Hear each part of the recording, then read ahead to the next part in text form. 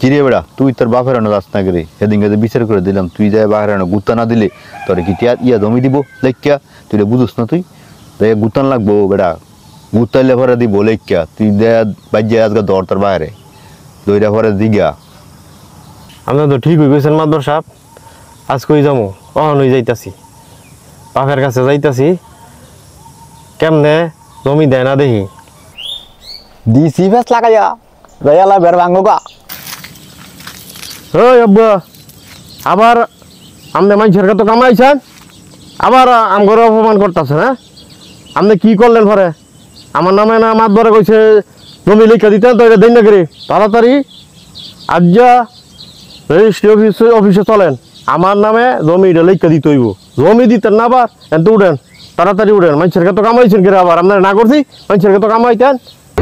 সুমন ভাই কি করতাম মানে কোনছে দিই মানে সেদিন তো আপনি মাত দৌড়ানি চৌরানি দিয়ে দিছেন মানে ফেস ভাঙিয়ে দিচ্ছেন আপনি আমার ফলে আবার আইসি মানে আই আমার অনেক হুমকি চুমকি দিতেছে এবার আমি মাসুমের ক্ষেত্রে কামও গেছিলাম হেন আমার মারণে ভাগ করছে লাডিলে দৌড়ানি দিছে মানে আমি কি করতাম কই নাম আপনি এক কাজ করেন আপনি চেয়ারম্যানের কাছে ফোন দেন, চেয়ারম্যানের কাছে ফোন দিয়া বিচারটা দেন নামের বিচার করার জন্য।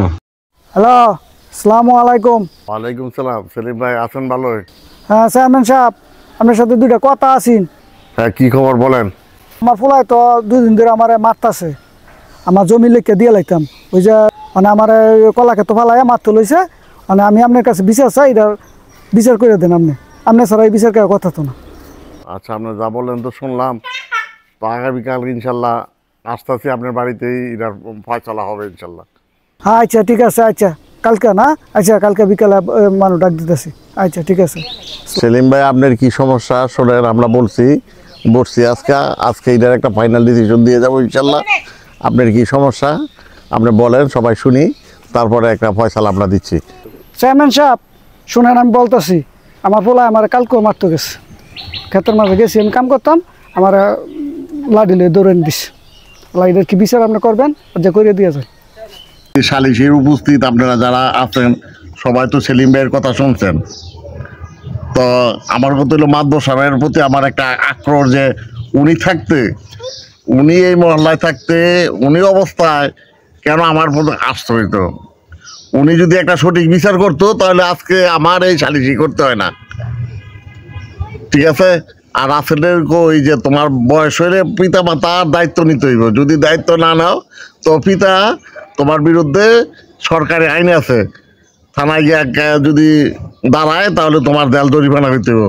অনেক আসলে কি জেল জরিমানা করতে চাও না তুমি তোমার বাপেরে খাওয়াইতে চাও? যদি বাপেরে খাওয়াইতে চাও তো আমরা আজ মিলামিশা দিয়ে দেয় আজকে সমাধান এনে শেষ।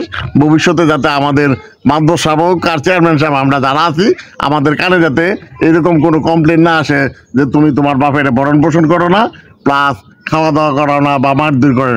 ওদের ভবিষ্যতে যদি আমরা এইরকম কোনো কথা শুনি তো আমরা কঠিন অ্যাকশনে ইনশাল্লাহ যাবো ইনশাল্লাহ। উপস্থিত আপনারা কি কোন সবাই আমার সাথে একমত আছেন ইনশাল্লাহ? সবাই আমরা চেয়ারম্যান সাহেবের সাথে একমত আছি, আমরা সবাই একমত আছি।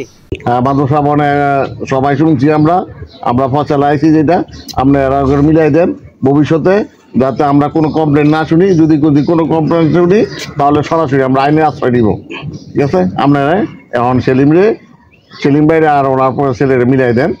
আর আসলে বলতেছি যে আমরা যাতে আর ভবিষ্যতে আর কোনো কমপ্লেন না শুনি, ঠিক আছে চেয়ারম্যান সাহেব।